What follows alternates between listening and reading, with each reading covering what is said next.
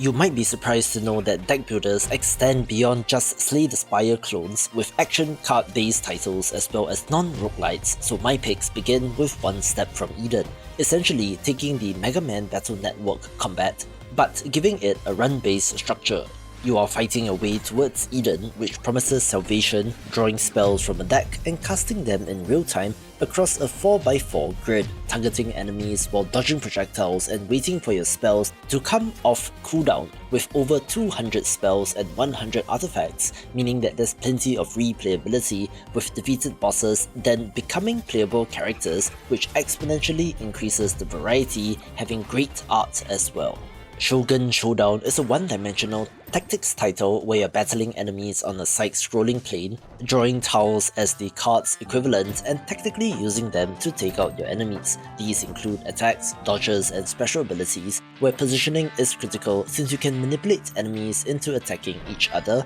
into the breach style. Upgrading tiles strengthens their effects, and finding powerful combos between them is the crux of the game, with new characters, attacks, and skills to unlock over time, and some fantastic Japanese-themed pixel art as well. This video is brought to you by Echo Generation 2, a turn-based sci-fi deck-building RPG that is the sequel to an award-winning game, retaining its stunning voxel art but with new systems and mechanics. You play as Jack, the father to the kids in the original game, now going on an epic adventure to deal with a growing cosmic threat. There are 6 playable characters, each with their own decks and customizable builds. Early chapters in the game lets you learn about their stories and playstyles so that you can master their decks. In the championships, build a party of 3 to find the optimal party composition for you to make combos and synergize between characters, which will be key to your success. There's a stance system in combat where you match symbols to break enemy defenses, create openings, and launch powerful attacks,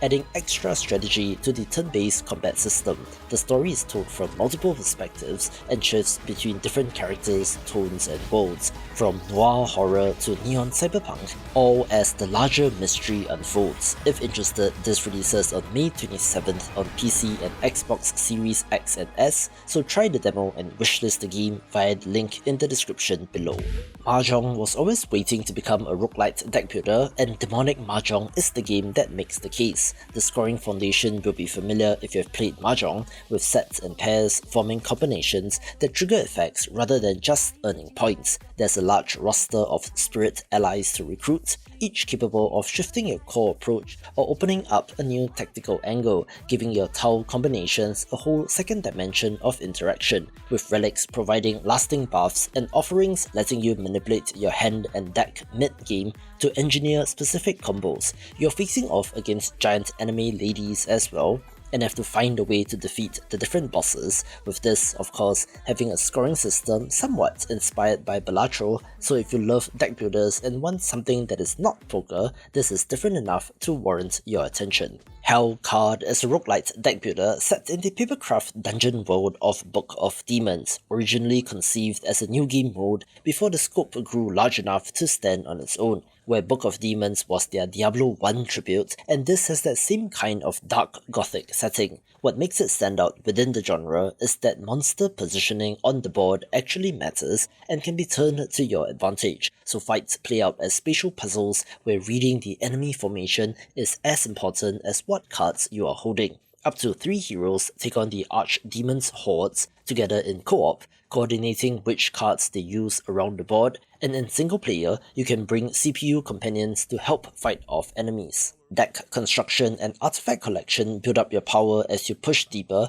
escalating towards a final confrontation with the Archdemon himself, with a distinctive papercraft aesthetic, and is very good, so much so that HELLCARD 2 was announced recently and should be out later this year. Inventory Tetris the game is how most people describe Backpack Hero, where what you carry and where you put them matters, since item placement within your backpack directly affects how those items perform. This is a roguelite strategy title where you battle your way through dungeons, carefully selecting what to keep or throw as you puzzle out the optimal combination for maximum power. There are over 800 distinct items with many synergies to discover, along with more than 100 enemy types, 5 playable heroes, and roguelite procedural generation to keep things fresh. Between runs, a meta progression layer has you rebuilding the town of Haversack Hill, a settlement that unlocks new items and characters for future runs, and is worth a play if you've not played any of these before. Speaking of more unique titles, Luck Be a Landlord is the original symbol builder roguelite, a subset of the deck builder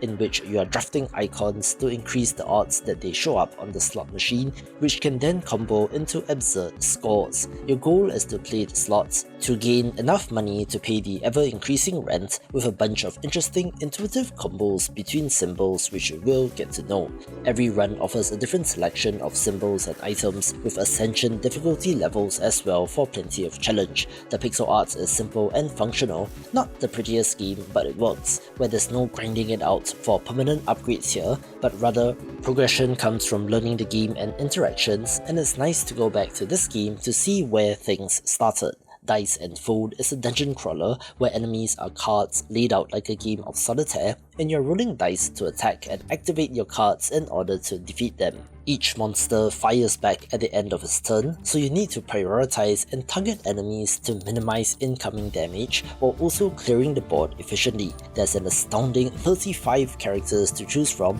which means plenty of replayability, each with unique abilities and playstyles that are fun to figure out. There are also items and trinkets to add additional complexity and strategy, where this is about as easy as it gets to a pick up and play deck builder, so it's a good place to start as well. The lane-based RTS on which Commander Quest is built on is an unusual foundation for a roguelite deck builder, which makes it quite a curiosity, where you have a limited amount of energy per turn to play your cards, summoning units in lanes, which then automatically move forward and engage the enemy, meaning that army composition and synergies between units will be critical to your success. Factions are loosely based on real-life historical civilizations with a fantasy twist, so use cavalry, dwarves, feral creatures, ghostly legions, and more, along with a variety of utility cards and abilities to use at just the right time to turn the tide of battle. There's a node-based map with not only combat encounters, but also shops and random events, so pretty typical roguelite stuff, but again, the RTS auto-battler aspect is neat and worth a look. Cross Blitz is a one-of-a-kind RPG deck builder that deliberately steps away from the roguelite formula, having a full story campaign with multiple playable characters, each with their own personalities. Combat plays out on a 4x4 grid where you're lining up units to deal with enemies, collecting new cards, leveling up your characters, and refining your deck as you go along.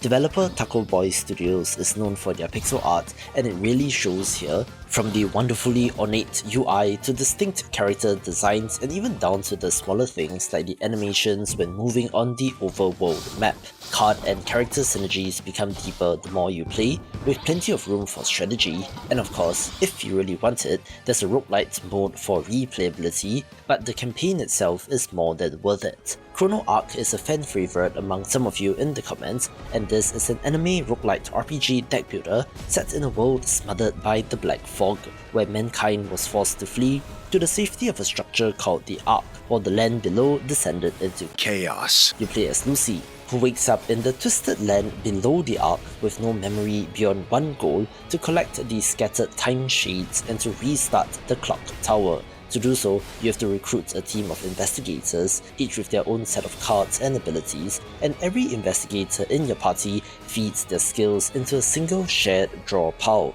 Swapping out one character changes the combos significantly, and with over 20 characters to recruit as well as permanent upgrades for them, results in plenty of longevity and has great art as well. Gordian Quest is a deck builder RPG inspired by old school classics like Ultima and Dungeons & Dragons, and thus offers something for everyone, from the 4-act story campaign, a roguelite realm mode, adventure mode which is an endgame area, and 1v1 skirmish or multiplayer PvP, where you pit your squad of 3 against another player. However, I'll focus more on the campaign and roguelite versions, in which you're leading a party of heroes through a corrupted and monster-infested land, managing their relationships with each other, unlocking new skills and forging bonds that open up additional combat abilities. It has turn-based combat on a grid, where positioning matters since skills and abilities are affected by distance as well as affected tiles, with a bunch of different hero characters across classic high fantasy classes, which provides plenty of variety. This is not a quick 30-minute session kind of game, being significantly longer for a playthrough and has a ton of content as well.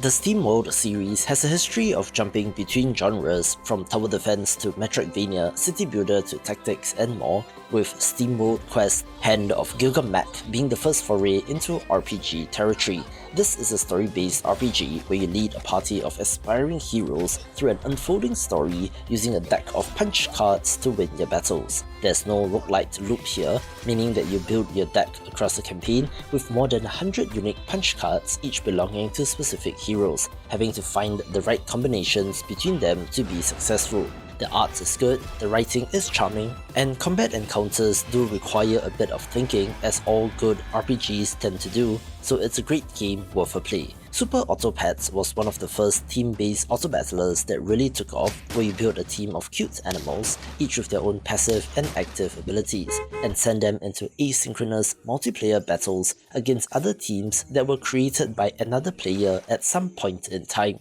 Once combat begins, you don't have direct control, so the strategy lies in your team composition, upgrades and position within the lineup. Between combat, you shop for pets, sell off weaker ones, choose who to upgrade, and what your larger strategy will be. Also interesting to note is that this is free to play and is quite generous at that, with the core Turtle Pack being more than enough to enjoy the game, but you can purchase additional packs with different animals, but that is then siloed off into a separate pool, and there's also a weekly arena mode that keeps things fresh and free, so do not be turned off by the free-to-play label here. Wildfrost has an art direction that immediately calls Adventure Time to mind, with expressive and offbeat character designs set in a world locked in permanent winter. This is a tactical roguelite deck builder where you pick a leader character from a variety of tribes, each with different playstyles and strategies, then venture into the frozen landscape filled with increasingly hostile creatures using a deck of companions and items. You have to manage both your characters on the field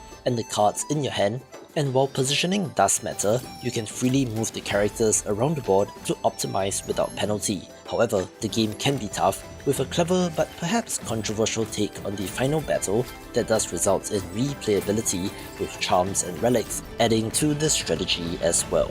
One of my wife's favourite games is Ratropolis, a real-time fusion of roguelite, tower defense, city building and deck building that sounds messy on paper but does work and gets addictive once it gets going. You are building a rat city while simultaneously defending it from waves of enemies using a deck spanning economy, military, buildings and special skill cards limited by the amount of gold you have, so economy is as essential as the other defensive cards. There are multiple leader types to choose from, each starting with a different deck and a distinct identity, and thus vary wildly from character to character. With over 500 cards in the game, the combinations you encounter stay fresh and surprising across many runs, and the action and enemies escalate in an impressive way as the run goes on, and will be for fans of the genre. Fights in tight spaces, put simply, is a turn-based tactics deck builder that essentially makes you feel like John Wick, in which you play as a secret agent participating in turn-based fights on a grid in very classic action movie locations. Deck building here is built around momentum and positioning,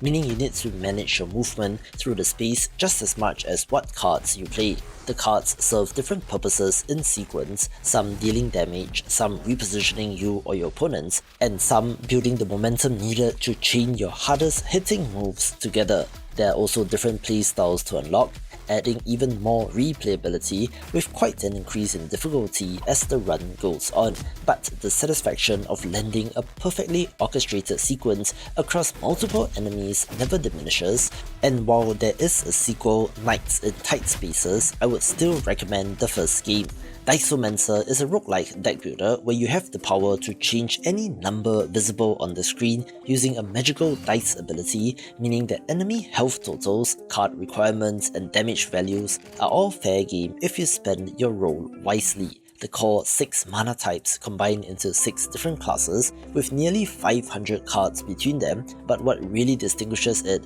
are the hand-drawn animations, which are really pretty and unlike anything else in the genre, where first-person deck builder is also quite an interesting look. The game is charming and absurd, with the main mechanic being very unique, so even for seasoned deck builder fans, this will be of interest. An entry from 2025 is Nubby's Number Factory, a Plinko-style roguelike where you work at a number factory and your only job is to make the numbers go up. Launch a round spherical friend called Nubby down a pegboard filled with pegs that redirect and multiply your score as Nubby bounces through them, with upgrades, relics and board modifiers changing how the physics play out each run. The goal in each round is to hit a production quota or to face increasingly dire consequences, since your work at the factory is apparently holding the fabric of space-time together, and failing means that the sun explodes. It is a game in the vein of Peggle, but with a roguelite structure, with the insane numbers you can put up with a good build being as close to pure dopamine as the genre gets. Inscryption is a deck-building roguelite from the developer of Pony Island and The Hex, set inside a shadowy cabin where you build a deck of woodland creature cards to fight through encounters against a mysterious figure called Leshy. Units like wolves and stoats can be sacrificed to summon stronger ones, each carrying sigil abilities that change how they interact during combat. What separates it from other deck builders is that the cabin itself holds secrets, with escape room style first-person puzzles embedded into the environment, and the game steadily reveals new layers the deeper you get, shifting what kind of game it actually is and what the meta story is about. Where this is creepy and weird, since unexpected things can happen, like the cards talking to you, which makes it one of the most memorable indie titles in years. A game that kind of defies genres is Loop Hero, since it mixes idle auto-combat with active card placement, where you are not fighting directly, but instead deciding what your hero will fight. The world fell into a timeless loop after a lich erased everything, but your hero marches around a circular path automatically while you draw cards from your deck and place terrain, buildings and enemy camps onto the map to shape what they encounter on each pass. Placement of these tiles relative to each other can trigger various effects and bonuses, such as a vampire mansion spawning a vampire, which can be pretty tough but improves loot potential if your hero can handle it. There's also a meta layer where resources earned during a run can be spent to upgrade a base camp that unlocks new cards and classes, being very compelling and unique. Library of Ruina is a cult classic that somehow does not get discussed nearly as much as it deserves, and is kind of a strange, weird title as well, which is very unique. You run the library and invite new arrivals seeking the perfect book to come fight your librarians, turning every defeated visitor into a new book to be added to your shelves. There's a counter system in battle where you can see the cards an opponent intends to play